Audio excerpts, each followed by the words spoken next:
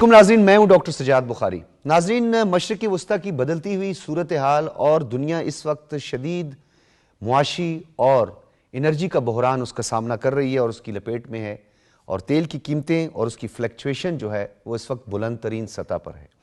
न सिर्फ third world countries बल्कि डेवलप्ड कंट्रीज़ भी इससे मुतासिर हो रही हैं। पाकिस्तान की जो क़यादत है इस वक्त, सियासी क़यादत है पाकिस्तान यानी हुकूमत पाकिस्तान ने इस हवाले से मुतअद्दिद गैर मामूली फ़ैसले किए हैं जो अवामी फ़लाह व बहबूद और एक आम आदमी जिससे उसको रिलीफ मिलने जा रहा है। अब अगर ओवरऑल सूरत हाल देखें, सिनेरियो देखें स्ट्रेट ऑफ हॉर्मज़ के बंद होने के बाद और नेवल ब्लॉकेज जो कि अमेरिका की जानिब से और US मेरीन्स की जानिब से जो सब कुछ हो रहा है, उस हवाले से न सिर्फ Europe, Pakistan, south east Asia, जनूबी एशिया, मशरिक़ वस्ती, ये तमाम ममालिक इसकी जद में और लपेट में है। एक मोहतात अंदाजे के मुताबिक अगर बात करें तो बरतानवी क्रूड ऑयल इस वक्त 120 के करीब पहुंच सकता है, और मुतादिद रिपोर्ट्स ये भी आ रही हैं कि $120 फी बैरल जो है वो वहां तक पहुंच गया है, और माहिरीन ये खदशा भी जाहिर कर रहे हैं कि ये $146 फी बैरल तक जा सकता है, खुदा न ख्वास्ता। इसकी क्या सूरत हाल और किस तरह के नताइज बरामद होंगे और कितनी मुश्किलात और कितने चैलेंजेस होंगे आने वाले दिनों में, और जो कि अमरीकी क्रूड ऑयल है उसकी फ्लक्चुएशन की अगर हम बात करें तो 103 से 111 के दरमियान जो है इसकी ये फ्लक्चुएशन जो है ये ख़तरनाक सूरत हाल है इस वक्त। लेकिन उसके बावजूद भी वज़ीर आज़म मोहम्मद शहबाज शरीफ ने इन तमाम सूरत हाल के पेश नज़र एक मरतबा फिर 1 माह की तोसी कर दी है मोटरसाइकिल सवार, पब्लिक और गुड्स ट्रांसपोर्ट के लिए कि जो गुज़िश्ता माह दी जाने वाली सब्सिडी थी उसको 1 माह की तोसी दे दी गई है। सफरी किरायों और माल बरदार गाड़ियों के किरायों में भी इजाफे को रोकने की हिदायत कर दी गई है। अवामी रिलीफ के इक़दामात को मौसर निगरानी और ट्रांसपेरेंसी को यकीनी बनाने के लिए इक़दामात पर जोर दिया है, और वज़ीर आज़म का ये भी कहना था कि ऐसे इक़दामात किए जाएँ, ऐसा रिलीफ हम आवाम को दे रहे हैं कि जिसका बराह रास्त मुस्तहक अफराद उसके यानी बेनिफिशरी हों। वफाकी हुकूमत का सूबाई हुकूमतों के ताउन से मुश्किल हालात में तमाम आदमी के लिए अरबों रुपए का कौमी रिलीफ पैकेज फराहम किया है। यानी ऐसी सूरत हाल में जहां हमें आप पता है नाजरीन कि हम जो बैनुल अक़वामी जो फाइनेंशियल इंस्टीट्यूशन है, बिलखुसूस IMF के बेल आउट की तरफ बढ़े हैं, वहाँ पे हमारा एक फाइनेंशियल क्रंच का जिसे हमें सामना था, बैनुल अक़वामी दुनिया को, डेवलप कंट्रीज़ को, जहाँ पे ओवरऑल इस मिडल ईस्ट क्राइसिस का से वो मुतासिर हुए हैं, वहीं पे पाकिस्तान के इस पे जो असरात हैं उस पर बात करेंगे, और वज़ीर आज़म के इस इनिशिएटिव को कि एक आम आदमी को रिलीफ दिया जाए, और उन्होंने ये भी कहा है कि सूरत हाल जल्द बेहतरी की तरफ आए, इसके लिए दुआगो हैं ताकि पेट्रोलियम मसनूआत की कीमतों में इस्तेहकाम आ सके। वज़ीर आज़म का ये कहना था, इस पर हम गुफ्तगू करेंगे। हमारे साथ मौजूद हैं साले ज़ाफ़िर साहब, सीनियर सहाफ़ी हैं, तज्ज़ियाकार हैं, बहुत शुक्रिया साले ज़ाफ़िर साहब। डॉक्टर मतियुर रहमान साहब हमारे साथ मौजूद हैं, माहिर माशियात हैं, आपका भी बहुत शुक्रिया। हमायूं खान साहब, सीनियर तज्ज़ियाकार, आप तीनों हज़रात का बहुत बहुत शुक्रिया। मैं चाहूँगा डॉक्टर मतियुर रहमान साहब, क्योंकि इसमें कुछ टेक्निकलिटीज़ हैं, फिर हम प्राइम मिनिस्टर के इस इनिशिएटिव की तरफ भी आएंगे। ओवरऑल किस करें आप ये जो फ्लक्चुएशन हो रही है और फिर जिस तरीके से जो क्रूड ऑयल है वो बतदरीज जो है इंक्रीज़ करती जा रही है उसकी प्राइस, तो क्या इसमें 2 पहलुओं पे मैं चाहूँगा, एक तो थर्ड वर्ल्ड कंट्रीज़ के लिए ये किस तरह की सूरत हाल पैदा कर सकता है, और आया ये वेस्ट के लिए भी चैलेंजिंग हो सकता है, क्योंकि ये इतलात मौसूल हो रही हैं कि वहाँ पर भी इन्फ्लेशन बढ़ रही है। जी बहुत शुक्रिया डॉक्टर साहब। बिल्कुल ये दोनों सतह पे ही, चाहे वो तरक्की याफ्ता ममालिक हों या थर्ड वर्ल्ड कंट्रीज़ हों, दोनों के लिए इसकी सूरत हाल बहुत दिन ब दिन ख़राब होती जा रही है। ऐसा नहीं है कि सिर्फ जो गरीब ममालिक हैं वहाँ पर इसका असर आ रहा है, बल्कि अमीर ममालिक में भी ऑयल प्राइसेस बड़ी तेज़ी से शूट कर रही हैं, और जिसके नतीजे में वहाँ पे इन्फ्लेशन बढ़ रही है। हमारे जैसे ममालिक में बिल्खुसूस अगर हम पाकिस्तान की बात करें तो हमारे तो पहले ही जो रेवेन्यू टारगेट्स हैं वो हमने बड़े कंस्ट्रेंट सेट किए हुए थे। हम पिछले साल इन्हीं दिनों में, डॉक्टर साहब आपको याद होगा, बात करते होते थे कि पाकिस्तान की इकोनॉमी बड़ी अच्छी एक स्टेबलाइजेशन के फेज में चली गई है, हमारे मामला तब स्टेबल होना शुरू हो गया है। वो अल्हम्दुलिल्लाह पिछला साल हमारा बहुत अच्छा डेफिसिट हमने खत्म किया फाइनेंशियल इंस्टीट्यूशंस के साथ किया, हमारे पास थोड़े वो रेमिटेंसेस के बचत आई, और हमने ईयरली करंट अकाउंट सरप्लस भी शो किया। لیکن وہ جتنی بھی ہم نے بچت کی وہ اس جنگ کی وجہ سے وہ ہمارے اور گورنمنٹ جیسا کہ ہر دن کوشش کر رہی ہے کہ وہ عوام کے لیے کوئی نہ کوئی اس ریلیف کا ایک عنصر رکھے اس جنگ میں اتنی قیمتوں کے بڑھنے کے باوجود. تو وہ جو ہم نے بچت کی تھی, جو سٹیبلائزیشن کی تھی, وہ ہماری بڑی وہ بری طرح سے متاثر ہو رہی ہے. اور ہم دن بدن ان انٹرنیشنل جو قیمتیں بڑھ رہی ہیں آئل کی, یہ جو ہرمز اسٹریٹ آف ہرمز کے بند ہونے سے جو بے یقینی کی کیفیت ہے, اس سے ہماری اکانومی دن بدن جو ہے وہ مشکلات کا شکار ہوتی جائے گی. اچھا, آپ نہیں سمجھتے ڈاکٹر صاحب کہ یہ جو اکنامک سٹرکچر ہے جو امپوز کر دیا جاتا ہے فائنینشیل انسٹیٹیوشنز کی جانب سے دنیا بھر میں, اس کو ایک دفعہ ریویو کرنے کی ضرورت ہے کہ جو تھرڈ ورلڈ کنٹریز ہیں جو زیادہ متاثر ہوتی ہیں ان کا اکنامک سٹرکچر ذرا ڈیفرنٹ ہے, انوائرمنٹ بہت مختلف ہے, تو اس کے مطابق جو ہے فائنینشیل انسٹیٹیوشنز جو ہے وہ اپنا ایک میکینزم بنائے. اچھا, اس میں آپ نے دیکھا ہوگا کہ اگر ہم انٹرنیشنل انسٹیٹیوشنز کی بات کریں تو آئی ایم ایف اگلے ویک میں, جو کل سے ویک شروع ہو رہا ہے, اس ویک میں ہماری ایک ٹرانچ بھی آنی ہے آئی ایم ایف کے ساتھ, جو ہمارا ایگریمنٹ ہے اس کے تحت. تو اب دیکھتے ہیں کہ آئی ایم ایف نے ہمیں جب سے یہ جنگ چل رہی ہے تو ہم نے 2-3 بار ریلیف دیا اور گورنمنٹ نے اپنے پیسے سے, گورنمنٹ آف پاکستان نے سبسڈی دی ہے. اچھا, وہ سبسڈی جو ہم جانتے ہیں کہ شاید آئی ایم ایف اس طرح سے اسے پسندیدہ نظر سے نہیں دیکھتا, لیکن وہ پھر بھی اس چیز کی ہمیں ایک طرح کی اجازت دے رہے ہیں کیونکہ وہ بھی ملکی حالات تو دیکھ ہی رہے ہیں. بالکل. تو ایک تھوڑا سا سافٹ کارنر جو ہے وہ ڈیولپنگ کنٹریز ہم جیسے ملکوں کے لیے ان کے پاس بھی ہے کہ ایک حد تک تو یہ چلیں آؤٹ آف دیئر پاکٹ جتنا کر سکتے ہیں اپنے عوام کا ریلیف کا وہ کر لے. تو ایسا نہیں ہے کہ وہ کوئی یونیفارم ان کی پالیسی ہے اور وہ ایک ہی نظریے سے لے کے جا رہے ہیں. پاکستان جیسے ملکوں کے لیے وہ تھوڑا سا ایک فلیکسیبلٹی بھی انہوں نے ابھی ہم نے پچھلے 2 مہینے میں دیکھا ہے شو کروائی ہے. اچھا, فلیکسیبلٹی بھی ہوئی ہے. اور اوورآل میں صالح ظافر صاحب آپ کی طرف آؤں گا, وزیر اعظم کی جانب سے, وفاقی حکومت کی جانب سے, تمام تر حالات کو آپ بڑے قریب سے دیکھتے ہیں. ایک عام آدمی کو اس کا ریلیف جو ہے پہنچانا وہ حکومت کے لیے کتنا مشکل تھا ایسے حالات میں؟ گزارش یہ ہے کہ یہ جو اس وقت بحران ہے یہ نہ حکومت کا پیدا کردہ ہے نہ اس میں عوام کا قصور ہے. یہ ایک بین الاقوامی ایک بحران ہے جس کا ذمہ دار پوری دنیا کو پتہ ہے کہ کون ہے. ایران اور ایران کے اوپر جو جارحیت ہوئی ہے اس کے نتیجے میں یہ سب کچھ ہوا ہے. اور اس کے نتیجے میں آپ نے دیکھا کہ پٹرول کی قیمتیں بہت بڑھی, بے یقینی پن پیدا ہوا. لیکن یہ جو خرابی ہے اس کا اثر ساری دنیا پر ہے, غریب ملکوں پر بھی ہے, امیر ملکوں پر بھی ہے. لیکن آپ نے یہ نوٹ کیا ہوگا کہ غریب ملک, ترقی یافتہ ترقی پذیر ملک, پاکستان بھی ترقی پذیر ملکوں میں شمار ہوتا ہے, اس نے ان کے اثرات کو زائل کرنے کے لیے, ان کے عہدہ برا ہونے کے لیے جو اقدامات کیے ہیں وہ کسی دوسرے ملک نے نہیں کیے. خاص طور پر عام آدمی, موٹر سائیکل کا سوار, ٹرک چلانے والا, رکشہ چلانے والا, اور اسی طریقے سے جو دوسرے لوگ جو متاثر ہو رہے تھے ان فیولز کی قیمتوں سے, ایندھن کی قیمتوں کی وجہ سے, ان کو جو ریلیف حکومت پاکستان نے دیا ہے وہ آپ کو دنیا کے کسی ترقی پذیر ملک میں آپ اس کو مثال نہیں ملتی.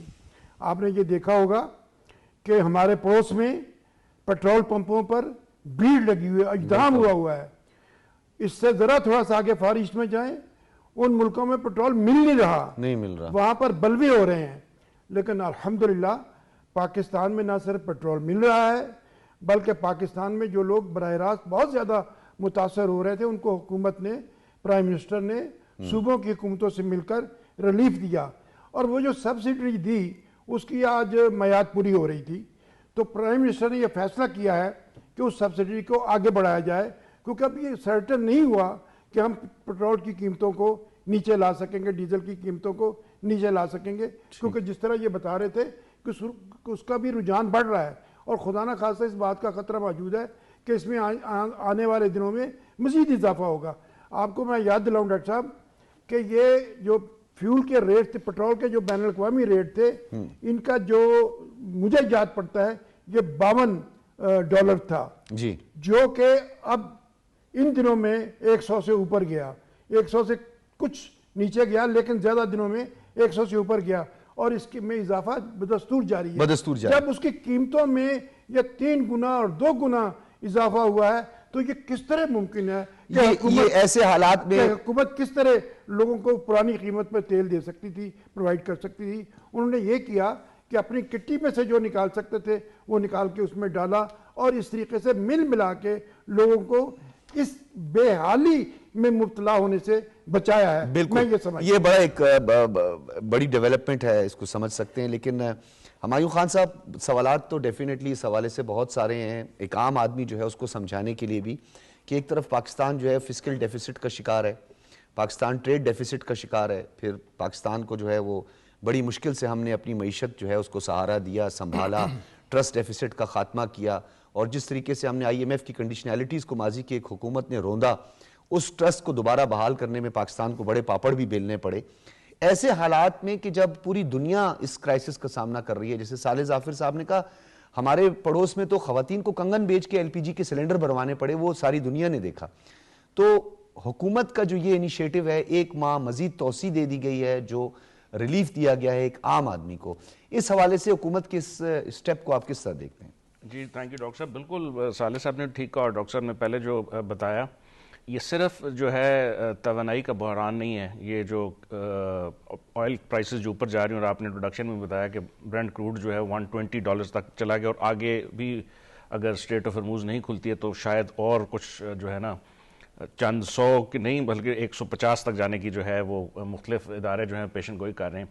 اس کا جو اثر پڑتا ہے صرف جو ڈیولپنگ کنٹریز کو لے کے چھوڑ دیں, آپ انڈر ڈیولپ کنٹریز کو دیکھیں, بجٹ ڈیفیسٹ کا آپ نے ذکر کیا, اس کے علاوہ جو ہے کرنٹ اکاؤنٹ ڈیفیسٹ اس کے اوپر پڑتا ہے, شرح سود کے اوپر پڑتا ہے, خوراک کی جو ترسیل ہے اس کے اوپر پڑتا ہے, اس کے علاوہ آپ کی جو کھاد کے اوپر پڑتا ہے, اور ایک بے تحاشا اور بہت ساری چیزیں. اور پاکستان وہ ملک ہے جو اپنی پیداوار کا جو ہے بہت زیادہ 80 سے زیادہ, if I'm not wrong doctor صاحب کین کریکٹ می, جو ہے ہم باہر سے امپورٹ کرتے ہیں. اس کا جو اثر ہے وہ اوور آل آپ کی ہر چیز پہ پڑے گا, اور اس سے پیٹرول کو چھوڑ دیں, جب ڈیزل مہنگا ہوگا تو آپ کی جو مال برداری ہے وہ سب سے زیادہ افیکٹ ہوتی ہے, اور اس کا افیکٹ فوڈ پرائسز پہ پڑتا ہے. اس کا جو گورنمنٹ آف پاکستان نے پچھلی دفعہ بھی جو ڈیسیجن لیا, اور اس دفعہ بھی جو بہت اچھا ڈیسیجن یہ ہے کہ جو کم آمدنی والے طبقے کے لوگ ہیں ان کو انہوں نے موٹر سائیکل والوں کو, رکشے والوں کو, اور ٹرانسپورٹ کے اوپر جو ہے وہ جو سبسڈی تھی وہ 1 مہینہ اور ایکسٹینڈ کی ہے. اس 1 مہینے کی ایکسٹینڈ کرنے کا مطلب ہے کہ گورنمنٹ اپنی جو کٹی سے ہے اربوں روپے خود استعمال کرے گی. ابھی ہم بات کر رہے تھے آئی ایم ایف کی, اس ہفتے اب اگلی جو ٹرانچ آنے والی ہے, جب ہم اپنے یہ جو ریونیو وہاں پہ ٹرانسفر کریں گے تو اس کا اس پہ بھی افیکٹ پڑ سکتا ہے, کہ وہ آپ کی جو ریونیو کے ٹارگیٹس ہیں جو آپ نے ان کو دکھانے تھے, آپ اپنی عوام کو سہولت دینے کے لیے وہ کریں گے, تو گورنمنٹ کے لیے بڑی مشکلات ہیں. اچھا, یہ میں اگلے موضوع میں اس پر بھی آؤں گا, کیونکہ حکومت نے اس حوالے سے ایک بڑا آج اچھا انیشیٹو لیا ہے, اور جو آپ کا ریئل اسٹیٹ سیکٹر ہے یہ اس کے لیے ایک اچھی خبر ہے, کیونکہ آپ کو پتہ ہے کافی انڈسٹریز وہ چلاتی ہے, ملک کا پہیہ, معیشت کا پہیہ اس سے چل رہا ہوتا ہے, اس حوالے سے ایک اچھا انیشیٹو ہے. اچھا, ایک اور اس میں بڑا اہم سوال ہے ہمایوں خان صاحب, غیر روایتی اس لیے میں آپ سے گفتگو کرتا ہوتا ہوں کیونکہ بہت ساری چیزیں ایسی ہیں جس کا ٹرکل ڈاؤن ایفیکٹ, یعنی ایک عام آدمی, جہاں حکومتی اقدامات ہیں, حکومت سبسڈی بھی دیتی ہے, مختلف ٹارگیٹڈ سبسڈائز بھی کیا حکومت نے, یہ جو مارکیٹ پرائزز ہیں, یہ جو اشیاء خرد و نوش میں بے پناہ اضافہ ہے, اس پہ انتظامی ڈھانچہ ہمارا اس طرح مؤثر نہیں ہے. یہ مجھے کہہ لینے دے, ایک سوال ہے, ایک عام آدمی کا بھی سوال ہے, کہ حکومت تو اعلان کر دیتی ہے لیکن گران فروشی اتنے عروج پر ہے, اپنی منمانے نرخ وصول کر دیے جاتے ہیں, تو یہ تو حکومت کی پالیسیز کو اور حکومت کو سیاسی طور پر بھی نقصان پہنچتا ہے اس سے. جی ایبسولوٹلی پہنچتا ہے. اس میں دیکھیں 2 چیزیں, ایک تو گورنمنٹ نے میکنزم رکھا ہوا ہے کہ آپ کی جو ہر علاقے میں ایک تو ڈسٹرکٹ کا ڈی سی ہے, اس کے علاوہ جو اسسٹنٹ کمشنر ہیں ان کی وہ جو کمیٹی ہیں جو پرائسز چیک کرتی ہیں, پرائس کنٹرول کمیٹی, اور وہ مختلف جگہوں پہ, پھر اس کے بعد بھی آگے سے تحصیلدار بھی ہیں, اور اس طرح اور بہت ساری جو ہیں اس کمیٹیز کے ممبر ہیں. لیکن آپ 250 ملین کی آبادی کا ملک ہیں, اور آپ کی جو سول بیوروکریسی ہے, جو آپ کا سیٹ اپ ہے, وہ اتنا نہیں ہے. اس میں جو ہے نا منحاص القوم ہمیں جو ہے وہ سوچنے کی بڑی بات ہے کہ ہم کہاں جو ہے وہ ایران کی اوپر کافی ہم گفتگو کرتے ہیں مختلف پروگرامز میں کہ ایز اے نیشن کس طرح وہ اکٹھے ہو گئے جب ان کے اوپر جارحیت ہوئی, تو آپ کو بھی جو ہے نا ایز اے قوم کرنا ہوتا ہے. گورنمنٹ کہیں بھی پوری دنیا میں صرف گورنمنٹ خود کچھ نہیں کر سکتی, پبلک پرائیویٹ پارٹنرشپ, آپ کی عوام اگر آپ کے پیچھے کھڑی ہوگی تو تب تک جو ہے آپ اچھی پالیسیز اور گورننس کر سکتے ہیں. اگر آپ ہر چیز گورنمنٹ کے اوپر چھوڑ دیں تو پھر اس کا نتیجہ یہی ہوتا ہے کہ ایکشن ہوتا ہے لیکن اس کا جو ریاکشن ہے نیچے سے بہت سارے لوگ اس کو جو ہے وہ ٹرکل ڈاؤن نہیں ہونے دیتے. تو میرا خیال ہے اس کے اوپر عوام کے اندر کیمپین کرنی چاہیے, ہمارا میڈیا سب سے جو ہے ہم کردار ادا کر سکتا ہے, رپورٹنگ ہونی چاہیے, social media as a tool, کہ اگر کہیں ایسی کوئی جو میکنزم ہے کہ جہاں پہ یہ چیز فالو نہیں کی جا رہی, آپ فوری طور پہ جو ہے اس کی وہ سنیپ شاٹ وہ لے کے کوئی ایسے نمبرز ہونے چاہیے جس پہ آپ اطلاع دیں. ایسی مختلف جگہوں پہ نمبر لکھے ہوئے جو بات کی بڑی اہم ہے کہ اس کی اطلاع بھی دی جائے اور عوام میں اب کافی حد تک شعور بھی ہے. صالح ظافر صاحب, یہ بڑا ایک اہم نقطہ ہے کہ من مانے نرخ وصول کیے جاتے ہیں. یعنی جب پیٹرول کی پرائسز انکریز کرتے ہیں تو ڈیفینیٹلی اس کا امپیکٹ ہوتا ہے, افیکٹ بھی ہوتا ہے, اور وہ پرائز بڑھ جاتی ہیں. لیکن جو ہی ریڈیوس ہوتی ہیں وہ پرائز ریڈیوس نہیں ہوتی ہیں, وہ کم نہیں ہوتی ہیں. تو اس کے لیے اقدامات کتنے ضروری ہیں؟ انتظامی ڈھانچہ کیوں کمزور ہے ہمارا؟ دیکھیے میں یہ تو نہیں کہتا کہ ہم وار زون میں ہیں, لیکن ہم وار زون سے باہر بھی نہیں ہیں. جب کسی ملک کے قریب اتنی بڑی جنگ لگی ہو تو لوگوں میں جس طرح کا شعور آنا چاہیے, لوگوں میں جس طرح کی بیداری آنی چاہیے, جس طرح کی یکجہتی پیدا ہونی چاہیے, ہمیں وہ دکھائی نہیں دیتی. یہ ایک ایسا موقع ہے جس سے نبرد آزما ہونے کے لیے میں سمجھتا ہوں کہ ہماری سیاسی قیادت کو یکجا ہونا چاہیے, اور لوگوں تک بجائے اس کے کہ آپس کے جو ناجائز قسم کے اختلافات ہیں, جو بیہودہ قسم کی گفتگو ہے, وہ کرنے کی بجائے آپ عوام کو اس کے طرف مائل کریں کہ وہ اپنی صفوں میں یکجہتی پیدا کریں. وہ اس گراں فروشی کے خلاف, اس منافع خوری کے خلاف متحد ہوں, کمیٹیاں بنیں. سیاسی لوگوں کو میدان میں آنا چاہیے. یہ صرف بیوروکریسی اور انتظامیہ کا کام نہیں ہے. جو ہمارے معاشرے میں لوگ قداور ہیں, جن کا عزت ہے, جن کی احترام کرتا ہے ہمارا معاشرہ, ان کو باہر آنا چاہیے. ان کو بتانا چاہیے کہ لوگ ملک کے حالات اتنے خراب ہیں, آپ براہ کرم جس قدر بھی آپ کے اوپر بوجھ آتا ہے اس سے زیادہ بوجھ نہ ڈالے لوگوں پر. اب یہ خیال کرنا کہ یہ 1 روپیہ اگر کوئی چیز مہنگی ہو گئی ہے اور میں نے اس 1 روپیہ کی لاگت سے 1.5 روپیہ کمانا ہے, تو یہ سوچ بڑی خطرناک ہے. اس سے ہمیں بچنا چاہیے. ہم جس طرح کی بحرانی کیفیت سے گزر رہے ہیں, پوری دنیا گزر رہی ہے, اس سے بچنے کے لیے ضروری ہے کہ ہماری سوسائٹی خود اس کے خلاف کھڑی ہو. ہمارے جو دکاندار ہیں وہ خود اس بات کا خیال رکھیں.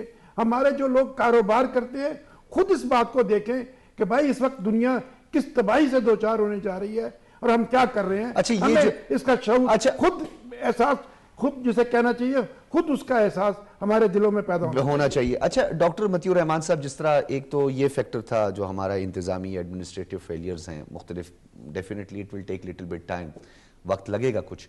لیکن یہ بتائیے گا کہ حکومت جس طرح کے اقدامات کر رہی ہے, جو ورلڈ وائڈ اور یہ مڈل ایسٹ کے جو کرائسس کے بعد جو سینیریو ہے, انفلیشن اور بالخصوص رولر انفلیشن اور بالخصوص پاکستان میں فوڈ انفلیشن, اس کے لیے جو حکومتی سطح پر اقدامات ہیں, مزید کس طرح کے اقدامات کرنے کی ضرورت ہے, اور کس طرح کے خطرات کا ہمیں آنے والے دنوں میں سامنا کرنا پڑ سکتا ہے؟ دیکھیے جی, جہاں تک تو خطرات کا تعلق ہے تو جیسا کہ میں نے پہلے عرض کی کہ ہماری جو نیشنل کٹی ہے, جو ہمارا گورنمنٹ کا پول ہے ریسورس کا, وہ آہستہ آہستہ جیسے جیسے یہ انٹرنیشنل پرائسز آئل کی بڑھیں گی وہ سکڑتا چلا جائے گا. اور ایک وقت آئے گا جب آپ کا امپورٹ بل جو آئل کا ہے, فیول کا ہے, وہ بڑھ جائے گا.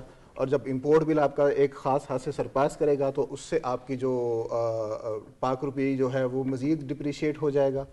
ٹھیک ہے جی. اور پھر اس طرح سے ایک ٹرکل ڈاؤن ایفیکٹ, جو میکرو اکنامک ایفیکٹ جسے ہم کہتے ہیں, وہ اکانومی پہ آنا شروع ہوگا. پھر آپ شاید کسی چیز کو روک نہ سکیں. جیسے کہ ابھی تو گورنمنٹ کوشش کر رہی ہے to subsidise the transport sector, logistic sector, اور پھر پور ہاؤس ہولڈ کو بھی, وہ موٹر سائیکلس والوں کو بھی کر رہی ہے. پھر شاید آپ روک نہ سکیں. ٹھیک ہے. تو یہ خطرات تو ہیں. اگر یہ پرسسٹنٹ رہتا ہے مسئلہ, جنگ کے جو خطرات ہیں وہ رہتے ہیں, تو یہ میکرو اکنامک انسٹیبلٹی آنے کا اور پھر اس سے عام آدمی تک اس کے اثرات آنے کا یہ خطرہ ہمارے ہاں موجود ہے. دوسری بات یہ کہ ایسی صورتحال میں ابھی آپ نے کہا کہ ایران کیسے ایک قوم بن کے انہوں نے اس سے نپٹا ہے. اگر ہم تھوڑا تاریخ میں دیکھیں نا سر, تو ورلڈ وار 2 کے بعد آپ کو پتہ ہے جو جن ملکوں نے ورلڈ وار 2 لڑی تھی ان میں بڑی تباہی مچ گئی تھی, اور یو کے میں بھی بالخصوص بڑی تباہی مچی تھی. تو وہاں کے ان کے بڑے ایک مشہور اکانومسٹ تھے سر ولیم بیوریج, ان کی ایک رپورٹ بڑی مشہور ہوئی تھی اس دور میں, بیوریج رپورٹ اس کو کہتے ہیں, یہ آپ دیکھیے گا, بڑی اچھی. تو اس میں انہوں نے لکھا تھا کہ اب اس جنگ کی تباہی سے بچنے کے لیے ہمیں کن چیزوں کی ضرورت ہے. تو انہوں نے اپنی قوم سے مخاطب ہو کے کہا تھا کہ اس وقت نیشنل کوہیژن کے لیے ہم کو سب کو مل کے کام کرنے کی ضرورت ہے. انہوں نے 5-6 چیزیں آئیڈینٹیفائی کی تھیں کہ ایک تو اب ہماری قوم آئیڈل نہیں بیٹھ سکتی, بیکار نہیں کوئی بیٹھے, سارے کام کریں. ایک ہماری قوم جو ہے وہ کوئی ڈیزیز نہ ہو, کوئی اس میں آئیڈلنس نہ ہو. تو انہوں نے 5-6 بیوریج رپورٹ کے نام سے یہ رپورٹ ہے بڑی مشہور, بتائی کہ قوم کو ایسے کرائسس میں نیشنل کوہیژن کا, قومی یکجہتی کا مظاہرہ کرنا چاہیے, تب ہی قومیں اس قسم کے کرائسس سے نکل سکتی ہیں اور نکل آتی ہیں. اور پھر گورنمنٹ آف برطانیہ کی جو گورنمنٹ ہے انہوں نے اس بیوریج رپورٹ پہ بڑا خاصا امپلیمنٹ بھی کیا تھا.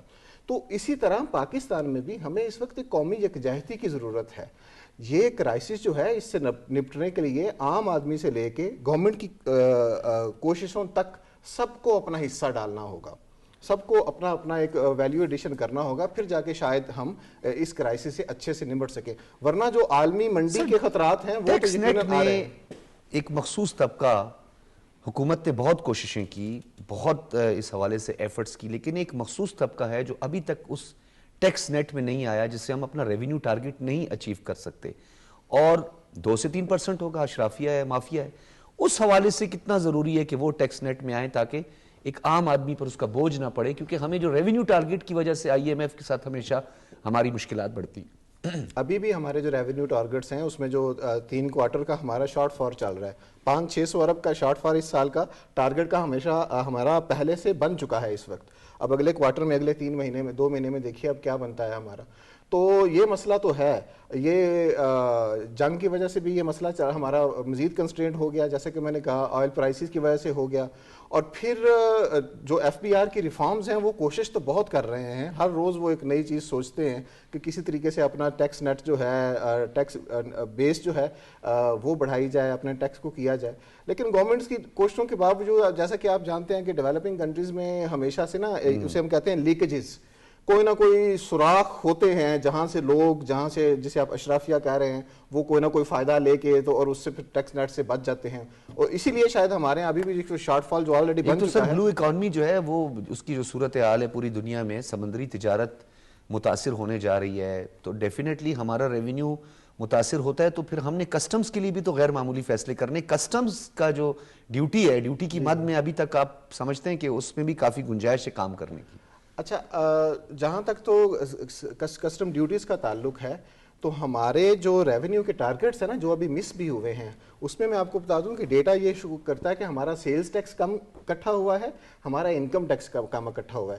کسٹم ڈیوٹی جو ہے نا, سم ہاؤ وہ ہم جتنی ہمارا اینول ٹارگٹ تھا نا, اس وقت ہم اس کو میٹ کر رہے ہیں سو فار. ابھی تک کا ڈیٹا تو اس سال کا یہ ہے, اس پہ شاید اتنا اثر نہ آئے. لیکن بلو اکانومی سر امپورٹ ایکسپورٹ پہ بڑا اس کا اثر آتا ہے. یہ جو ریزرو پرائز لگائی جاتی ہیں جس طریقے سے, اور جس طریقے سے پورٹ پر جو ہے بعض اوقات تو پتہ چلتا ہے پیرشیبل آئٹمز پروڈکٹس جو ہیں وہ بھی وہیں پہ سٹک ہوتی ہیں. ابھی کوئی سٹک نہیں, وہ نکال رہے ہیں, اب نکال رہے ہیں. لیکن ایک اس میں بلو اکانومی کی آپ نے بات کی, میں آپ کو بتاتا چلوں, ایک اچھی ڈیولپمنٹ جو ہوئی ہے وہ یہ ہے کہ گوادر پورٹ پہ اکنامک ایکٹیویٹی کا کئی 100 گنا بڑھ جانا. ہم جتنے ایک سال کے اندر وہاں سے شپ کرتے تھے, ہم پچھلے 1 مہینے میں ہم نے اتنے اس میں جو ہے 10 برتھ کی گنجائش کیپیسٹی ہے, تو اس کو بھی بڑھانے کی ضرورت ہے گوادر ڈیپ سی پورٹ پہ خاص طور پر. تو ابھی بلو اکانومی کو لے کے تو ابھی اگر ہم دیکھیں تو تھوڑے سے ہمارے نیٹ گین ہی ہے, وہ شاید اسے ہم اس طرح سے لاس نہ کہیں, کیونکہ اس پہ تو ہمارے ہاں ایک اچھی وہ آئی ہے. But over all of course جو ہے بے یقینی, جنگ کی بے یقینی, انسرٹینٹی جو ہے جب تک رہے گی تو یہ فلیکچویشن ہوگی. ڈاکٹر مطیع الرحمان صاحب, آپ کا بہت بہت شکریہ, آپ تشریف لائے, ماہر معاشیات ہمارے ساتھ موجود تھے. اور ناظرین, جیسا کہ میں نے آپ کو بتایا کہ حکومت نے اس حوالے سے, ریئل اسٹیٹ کے حوالے سے اور ایک عام آدمی کے حوالے سے ایک بڑا اچھا پروگرام لانچ کیا. لیکن میں آپ کو بریک کے بعد بتاؤں گا, اس میں ہمارے مہمان بھی ہوں گے خصوصی طور پہ جن کو ہم نے مدعو کیا ہے. حکومت کا یہ انیشیٹو کتنا اہم تھا, ایک تو کھوکھلے نعرے اور ہے ایک عملی اقدامات. عملی اقدامات کیسے ہوتے ہیں یہ ہم آپ کو دکھائیں گے ایک بریک کے بعد. حکومت پاکستان کی جانب سے, وزیر اعظم کی جانب سے انتہائی احسن اقدام, یعنی اپنا گھر اپنی چھت. یعنی ایک عام آدمی ہمیشہ یہ کہتا ہے کہ مجھے اپنے گھر کی ضرورت ہے, اپنی چھت کی ضرورت ہے. تو جب آپ کو چھت فراہم کر دی جاتی ہے یا آپ کے پاس اپنی چھت ہوتا ہے, گو کہ اسٹیٹ کی یہ پرائم رسپانسبلٹی ہے کہ آپ کو چھت مہیا کرے, مفت تعلیم اور مفت صحت آپ کو فراہم کرے. لیکن جو لیس ڈیولپ کنٹریز ہیں, ان کا جو اکنامک کرائسس ہے یا جو ان کا اسٹرکچر ہے یا ان کی کیپیسٹی ہے, اس کے ہمیشہ سے ایشوز رہتے ہیں. تو اس حوالے سے حکومت کو غیر معمولی فیصلے کرنے پڑتے ہیں. حکومت کا یہ انیشیٹو اور وزیر اعظم کا اپنا گھر اسکیم کا جو آج اجرا ہوا ہے, وزیر اعظم نے اس تقریب میں خطاب بھی کیا ہے اور انہوں نے کہا ہے کہ تعمیراتی شعبے سے معیشت کا پہیہ چلتا ہے. یعنی جیسا میں نے آپ کو پہلے بتایا کہ ریئل اسٹیٹ سیکٹر دہاڑی دار طبقے سے لے کر جو ٹریڈرز ہے وہاں تک اس کا امپیکٹ جاتا ہے, اور انڈسٹریز اس میں چلتی ہیں, اس میں آپ کی جو تعمیراتی شعبے کا ہے, دیگر ضروریات ہیں وہ پوری ہوتی ہیں. اور اس کے ساتھ ساتھ حکومت برآمد کنندگان کی حوصلہ افزائی کر رہی ہے. یہ بھی بڑا امپورٹنٹ نقطہ ہے, اور وزیر اعظم کا کہنا تھا کہ اپنا گھر اسکیم کے تحت 20 سال کے لیے یہ قرضہ دیا جا رہا ہے, یعنی 20 ایئرز, اور پہلے جو 10 سال ہوں گے اس میں جو انٹرسٹ ریٹ ہوگا وہ صرف 5% ہوگا. قرض حاصل کرنے والے کچھ کامیاب امیدواروں کو پرائم منسٹر نے مبارکباد بھی دی ہے, وہاں پہ موجود تھے, انہیں چیک دیے گئے ہیں, اور یہ بڑا ایک اہم انیشیٹو ہے, اور 10 مرلے تک کی زمین پر گھر بنایا جا سکے گا. یہ پرائم منسٹر کا کہنا تھا, اور آئندہ 4 سال میں 5 لاکھ گھروں کا ہدف یعنی ٹارگٹ سیٹ کر دیا گیا ہے. وہ ماضی میں ناظرین آپ کو یاد ہوگا, پتہ نہیں کروڑوں گھر ہوں گے اور لاکھوں نوکریاں ہوں گی, لیکن پرائم منسٹر نے اپنی کیپیسٹی میں رہ کر اور ملکی حالات کو مد نظر رکھتے ہوئے وہ ٹارگٹ دیا ہے جسے اچیو کیا جا سکے گا, اور حکومت اس کو سمجھتی ہے. اس پر ہم بات کریں گے. ہمارے ساتھ اسلام آباد اسٹوڈیوز میں جاوید اکبر شیخ صاحب موجود ہیں, ڈائریکٹر جنرل ہیں پالیسی اینڈ پلاننگ. بہت شکریہ جاوید اکبر شیخ صاحب.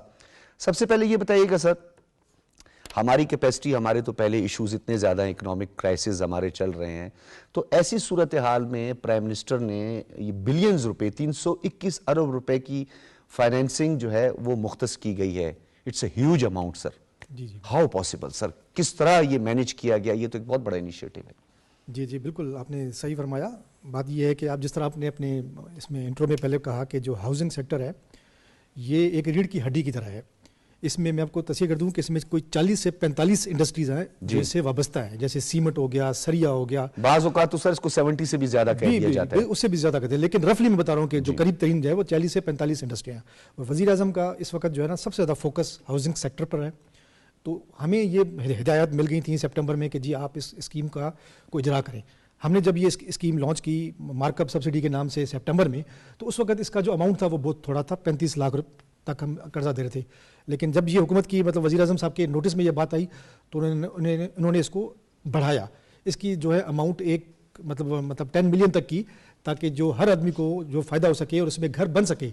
نہ صرف لوور بلکہ مڈل کلاس جو ہمارا سیگمنٹ ہے ان کے لیے بھی وزیر اعظم صاحب نے کہا کہ یہ ایک آپ اسکیم اناؤنس کریں. اس کی سر تھوڑی انفرادیت ذرا بتائیے گا, کیونکہ بینکنگ سیکٹر اس پہ پہلے سے کام آلریڈی کر رہا ہے, وہ فائنانس کرتا ہے, گھروں کے لیے بھی کرتا ہے, اور اس کی مد میں وہ قرض, لیکن جو ان کا کرائیٹیریا ہے جو پرفارما تھما دیتے ہیں اس کو پورا کرنا بہت مشکل ہوتا ہے. وہ جو گارنٹیز مانگتے ہیں, جو شورٹی مانگتے ہیں, بعض اوقات آپ کو سبسڈائز وہ مارگیج کرنا پڑتا ہے, یعنی پراپرٹی مارگیج کروانی پڑتی ہے. وہ بڑا ایک ڈیفیکلٹ قسم کا ایک پورا پروسیجر ہے. تو اس کا ذرا موازنہ کریں اس پروگرام کا سر. بالکل, یہ جب ہم نے اسکیم اسٹارٹ کی, جب ہم نے شروع کیا تو یہ چیز ہمارے بھی اس میں آئی کہ جب ہم نے بینکوں کے ساتھ میٹنگز کی کہ ان کا جو پروفارما ہے کوئی اتنے زیادہ فارمز تھے, کوئی 30-35 فارمز تھے کہ جناب یہ آپ نے فل کرنا ہے. جو ہمیں وزیر اعظم صاحب کی طرف سے واضح ہے ہدایات تھیں کہ آپ اس کو کمپیوٹرائز کریں. تو ہماری جو پی ایچ اے کی ویب سائٹ ہے جو اس کو کر رہا ہے, اب ہم اس پہ باقاعدہ مانیٹر کر رہے ہیں اس کو, نہ صرف اس کو دیکھ رہے ہیں کہ یہ جو اسکیم ہے اس کو جو ہے ہم کامیاب کریں. وزیر اعظم اس پہ ہر 15 دن بعد میٹنگ لیتے ہیں, اس کو پرسنلی اس اسکیم کو جو ہے نا وہ خود مانیٹر کر رہے ہیں, اور ان کا یہ عزم ہے کہ یہ جو ہے نا اس میں کوئی جو ہے نا ہمیں یہ ہدایت ہے کہ کسی قسم کی جو رکاوٹ ہے وہ برداشت نہیں ہوگی. تو اس کی سمپلیفیکیشن کے لیے یہ آپ نے بات بالکل صحیح آپ نے جو ہے نا نقطہ اٹھایا کہ جب عام آدمی جاتا ہے بینک میں تو اسے کوئی مسائل وہاں پہ درپیش ہوتے ہیں کہ جی وہ فارم کے حوالے سے یا فلنگ کے حوالے سے. تو یہ آپ دیکھیں گے نہیں سر, وہ جو اس کے اندر کرائیٹیریا ہے, جو اس کے اندر شرائط ہیں, وہ ایک عام آدمی نہیں پورا کر سکتا. اور ساتھ میں یہ بھی بتا دیجئے گا کہ اس کی ایک ریکوری بھی ہوگی, انسٹالمنٹ بھی ہے, وہ بھی آپ بندے نے پے کرنی ہے. جی بالکل کرنی ہے. تو اس کے لیے اس کی سیلری کتنی امپورٹنٹ ہے, اس کی انکم جو ہے وہ کیا ہونی چاہیے, یہ ذرا بتائیے گا, کیونکہ یہ لوگوں کا سوال ہے. آج آپ آئے ہیں تو ہمارے جو دیکھنے والے انہیں بھی پتہ چلے. بالکل, اس میں میں یہ آپ کو بتاؤں کہ یہ پاکستان کی تاریخ کی سب سے بہترین اسکیم ہے.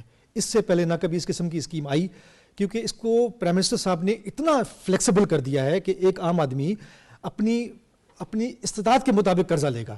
اگر آپ کی تنخواہ کی شرح جو ہے اس قسم کی اگر وہ سیلری پرسن نہیں ہے, اگر وہ سیلری پرسن نہیں ہے تو آپ 1 کروڑ بھی لے سکتے ہیں, آپ 50 لاکھ بھی لے سکتے ہیں. سر اگر وہ سیلری پرسن نہیں ہے, میرا سوال یہ کہ ایک سیلری پرسن نہیں ہے اور اس کے پاس جو ہے سیلری نہیں ہے, کوئی بینک سٹیٹمنٹ اس کی ایسی نہیں ہے, یا اس کا کوئی ایسا روزگار جو رجسٹرڈ نہیں ہے, تو ایسے لوگوں کے لیے کیا ہوگا؟ دیکھیں سر, اس میں یہ ہے کہ ایک جو بھی شخص اپنا گھر خریدنا چاہتا ہے نا, وہ جب اپنی سیلری اس کی نہیں ہے لیکن اس کی کوئی نہ کوئی آمدنی تو ہوگی نا, بالکل وہ کوئی پرائیویٹ کوئی کہیں کام کر رہا ہوگا, اس نے صرف بینک کے سامنے یہ چیز بتانی ہے کہ میں اپنی قسط جو ہے ان ذرائع سے پورا کروں گا. کیونکہ اس میں ٹوٹل 2 شرائط رکھی ہیں ہم نے. ہاں جی. نمبر 1 کہ وہ پاکستان کا Source of شہری ہو, income. اس کے پاکستان کا شہری ہو, اس کے پاس شناختی کارڈ ہو, اور سورس آف انکم وہ اپنا بتائے بینک کو, جا کے بتائے کہ جی میں اپنی سیلری کے مد میں یہ اپنا مجھے فلاں سے جگہ سے یہ آمدنی ہوتی ہے, میری یہ پرائیویٹ میری فرم ہے, میں وہاں جاب کرتا ہوں, میری اتنی تنخواہ ہے. تو بینک جب اس کا دیکھتی ہے تو وہ مطلب اس کا وہ DBR جو ہوتا ہے ڈیٹ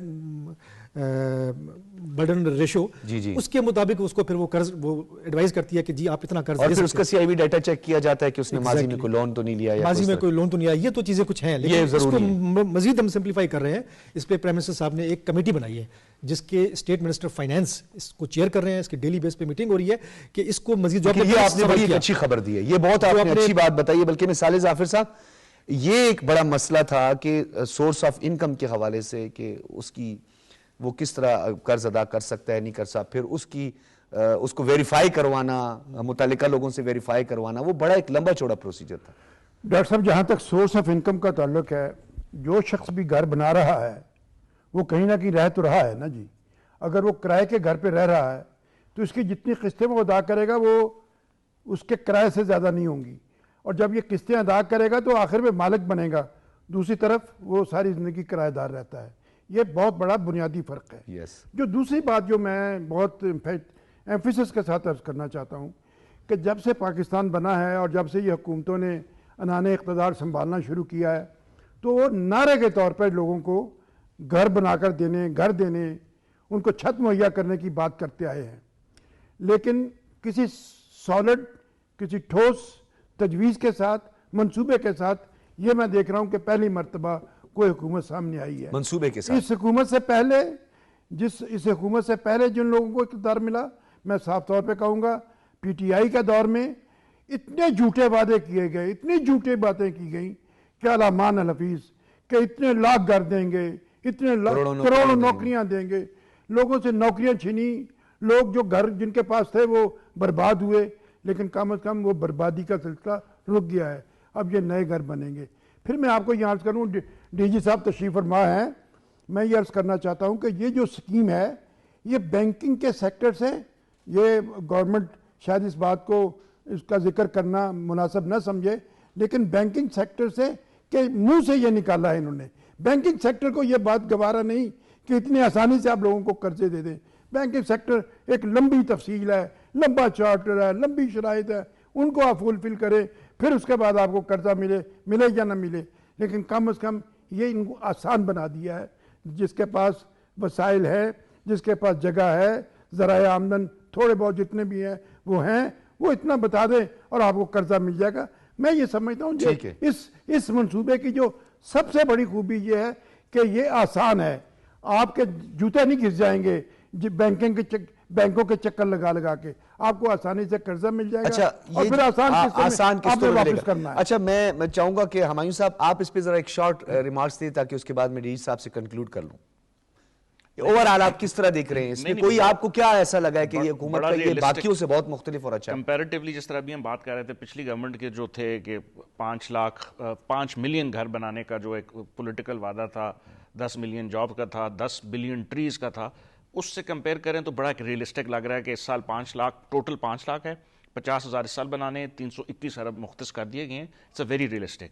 ابھی جس طرح DG صاحب نے کہا جو 2 شرائط ہیں یہ بڑی اہم ہیں کہ کوئی لمبے بینکنگ ڈاکیومنٹس نہیں ہیں, کوئی چیز نہیں, آپ نے آمدن کا صرف پروف دینا ہے. اور جو صالح صاحب کہہ رہے تھے کہ جو بندہ گھر بنانا چاہتا ہے وہ 5 سال یا 10 سال میں مالک بن جائے گا. جو کرایہ دے رہے ہیں جو ہمارے مڈل کلاس کے لوگ ہیں وہی کرایہ اپنی انکم کا وہ شو کر کے دیں گے. تو میرا خیال ہے اٹس ویری ریئلسٹک اپروچ. اور جس طرح بھی DG صاحب نے کہا کہ ایک کمیٹی بنا دی گئی ہے جو مانیٹر کرے گی, اس کا اصل چیز یہی ہے, the devil is in the detail, کہ اگر وہ مانیٹرنگ رہی اور اس چیز کے اوپر کانسنٹریٹ کیا گیا تو یہ پروجیکٹ بھی بڑا سکسیسفل ہوگا. اچھا, اس میں ویلیویشن کی بات بھی تھوڑی سی کر لیتے ہیں DG صاحب, کیونکہ جب آپ کسی کو رقم دیں گے, پیسے دیں گے, تو جو وہ پلاٹ لینا چاہتا ہے اس پلاٹ کی رجسٹریشن متعلقہ اتھارٹی سے وہ بھی اہم ہوگی. ایک تو یہ سوال بھی بتائے گا, اور دوسرا یہ ہے کہ وہ کسی ہاؤسنگ سوسائٹی میں کہیں پر بھی اگر وہ پلاٹ لینا چاہے گا تو اس کا کیا کرائیٹیریا رکھا ہے.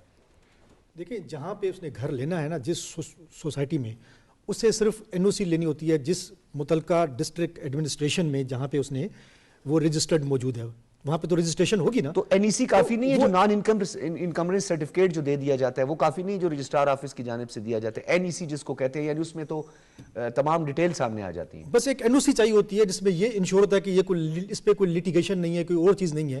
تو اس میں بھی کوئی مشکلات آ رہی تھیں تو ہم نے تمام مطلب جو جتنے بھی ڈسٹرکٹ گورنمنٹس ہیں اور جو صوبائی گورنمنٹس ہیں ان کو ہدایت گئی ہیں کہ جی اس کی NOC کو آپ جلدی کریں, پروسیس فاسٹلی کریں, تیز کریں, تاکہ جو کیونکہ بینکوں کی طرف سے یہ آ رہا تھا کہ ہمیں NOC میں رکاوٹ آ رہی ہے, ٹائم پیریڈ کتنا لگ رہا ہے اس میں.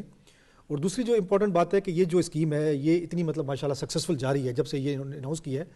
تو آج میں لے رہا تھا ڈیٹا تو کوئی 20-22 ہزار اپلیکیشن ایک دن میں, مطلب یہ کل پرائم منسٹر صاحب نے اناؤنس کی ہے اور لوگوں نے اس پہ مطلب جا کے وہاں پہ بینکوں میں سے جا کے رجوع کیا ہے اور یہ مطلب لینا شروع کیا, لوگوں کا انٹرسٹ آ گیا ہے اور لوگوں کا اس پہ اعتماد آ گیا ہے. تو باقی جو بات کی صالح صاحب نے بالکل اس طرح کے جس طرح آپ نے کہا کہ جو کرایہ بندہ دیتا ہے ظاہر وہ کرایہ بھی تو دے رہا ہے نا کسی آمدنی سے, سورس ہے اس کی. تو بس اس نے ایک گھر خریدنا ہے, گھر خریدنے کے بعد وہ اس گھر میں جب شفٹ ہوگا تو وہ یہ سمجھے کہ میں نے کرایہ دینا ہے اس کا, وہ کرایہ اس کی قسط کی مد میں جو ہے نا کٹتا رہے گا. اور بینکس کی بات کی, واقعی بینکس کی طرف سے ظاہر ہے ایک بینکنگ شعبہ بھی اپنی ہر چیز دیکھتا ہے, لیکن پرائم منسٹر صاحب نے کل بڑی زبردست بات کی. ماشاءاللہ بڑے بڑے پرفارمے لے کے رکھے ہوتے ہیں, کدھر سے پیسے آئے, کہاں سے لیکن پیسے آئے, پرائم منسٹر وہ صاحب پھر نے اس سے ڈالر کی فلکچویشن ہوتی ہے, گولڈ جو ہے اس کی پرائزز بڑھ جاتی ہیں. وزیر اعظم صاحب نے کل 2 باتیں کہیں. وزیر اعظم صاحب نے کہا کہ جو بینکس اچھی کارکردگی دکھائیں گے اور عوام کو اس میں وہ کریں گے, ہم ان کو نہ صرف ایوارڈ دیں گے, ان کو اپریشیشن دیں گے, ان کو ہم مختلف قسم کی ایگزمپشنز بھی دیں گے. تو یہ ایک بہت بڑی مطلب تھی کہ ایک سزا اور جزا کا انسینٹیو, اور جو نہیں دے گا تو ہم ان کا بھی گوشمانی کریں گے, بالکل کریں گے. تو یہ اس قسم کی چیز ہے انشاءاللہ. جاوید اکبر صاحب ایک بات جو صالح ظافر صاحب نے کی کہ بینکس کے لیے یہ بڑا مشکل ہے, آپ نے بھی کہا, اور ڈیفینیٹلی حکومت کا انیشیٹو ہے. تو فائنل ریکوری جو ہے, لیٹ سپوز کوئی اس میں جو ہے وہ ڈیفالٹ کر جاتا ہے, کوئی اس کرائسس میں آتا ہے پرابلم, تو کیا پھر یہ ادائیگی جو ہے وہ حکومت کرے گی؟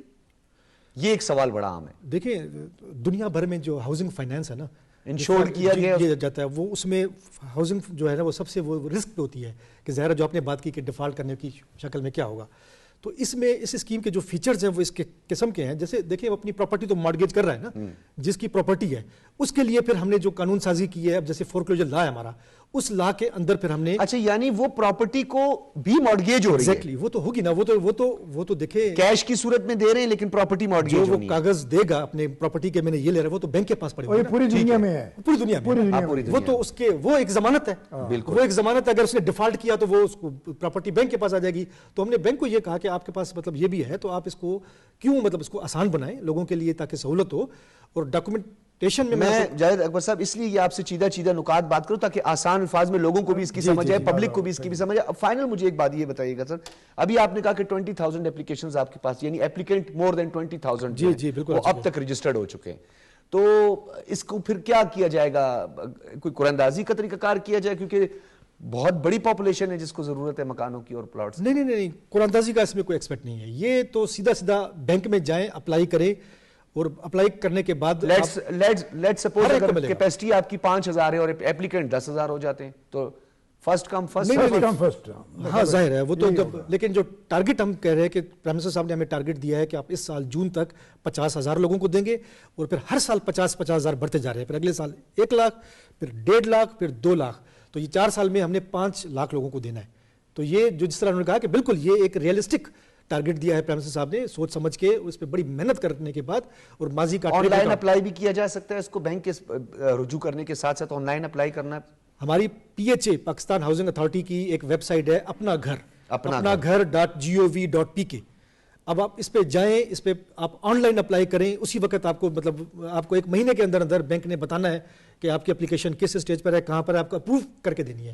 اور ڈاکٹر جو پرائیویٹ بینکس ہیں وہ تقریباً 15 سے 16% انٹرسٹ لیتے ہیں. جی گورنمنٹ آپ کو 5% انٹرسٹ بہت, اور یہ 5% ہے پہلے 10 سال کے لیے, دیٹس اے ہیوج ریلیف.